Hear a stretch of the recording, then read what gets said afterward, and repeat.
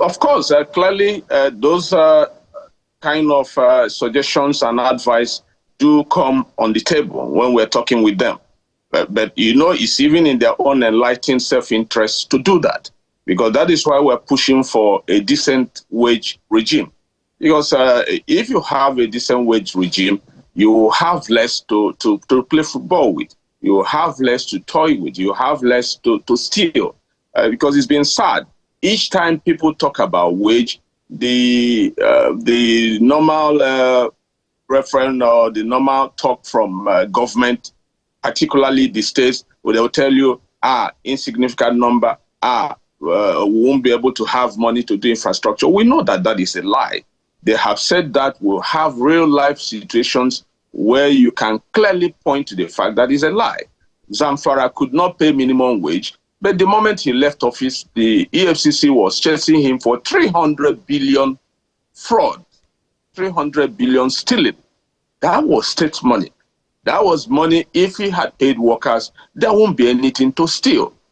Kogi was doing the same thing, but he had about $1 million to pay school fees in advance. So when we try to defend them, when people put up the talk, they won't have money to spend on infrastructure, that is a huge lie. That is not correct. That is not correct. The money that you pay to workers will circulate within the economy. It's the money you pay to workers that will boost production. If you give workers the money, the workers will go to the market and they'll buy stuff.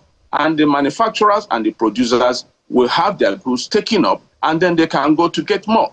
So it's sad when we continue to shield our leaders by giving them excess money to play with. A human being will keep $2 billion and over as security fund. Unexplainable. And we know it's not nice. Everybody knows the worker is suffering. A worker goes to work, then he needs an uncle to pay his rent. A worker goes to work, he needs an auntie to pay his children's school fees. A worker goes to work, he needs a neighbor to transport him to work. That is not wage situation. That is slavery. We want a situation where what you give to the worker can then take care of his needs. He is not asking for luxury. Like the computation we're doing is clear.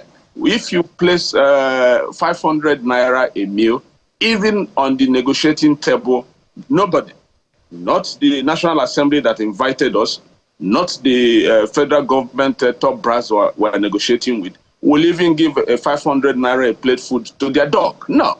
So when we then put negotiations on a situation, you're pleading with people to make 500 naira a meal available to a worker. It's sad, because it then makes us look like we're negotiating, we are aliens, negotiating with owners of the land who don't see us as worth staying with them, rather than citizens asking their nation to do something for them.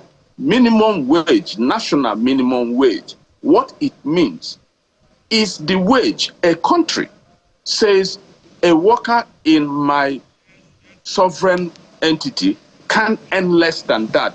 Anybody that goes by the word a worker shouldn't be paid below this if he's working.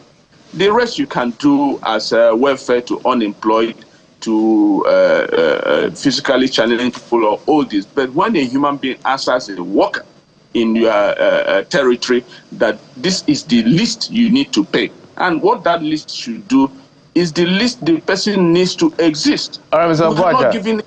We're not giving it.